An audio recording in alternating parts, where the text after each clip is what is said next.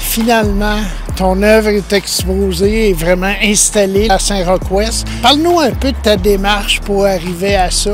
C'est un travail quand même assez important. Je suis très contente. Ça s'appelle Semence Reine. Alors moi, je me suis inspirée de la géographie de Saint-Roch-Ouest et aussi de ce que les gens font ici depuis des siècles, on va dire, en tout cas depuis que les francophones sont ici.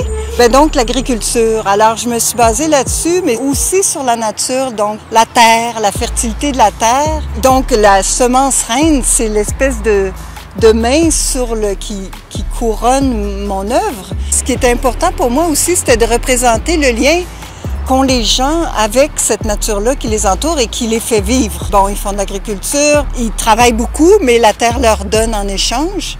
Puis aussi cet échange-là qui est créé puis qui se propage de génération en génération, enfin on l'espère.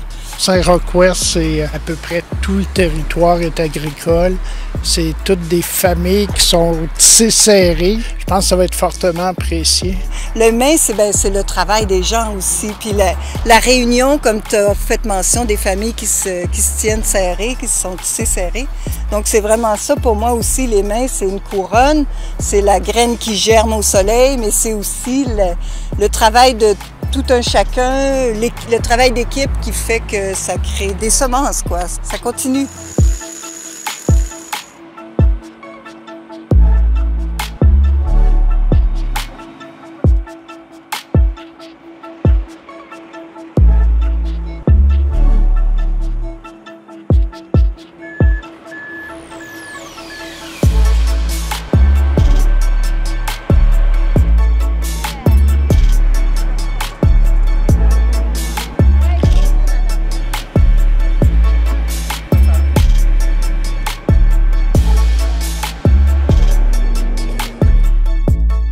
Je me suis inspirée, j'ai récupéré ces pierres-là qui étaient déjà courbées d'un ami qui a une usine. Lui, il crée, c'est aussi ça aussi, j'en ai fait un lien, parce que lui, il fait ses propres machines. Donc lui, il a créé, ça lui permet de faire des formes un peu pas usuelles là, dans la construction. Puis je trouvais que c'était presque un gaspillage de laisser ça dans une cour. Puis pour moi, c'est la pierre. Donc la pierre, c'est la pérennité.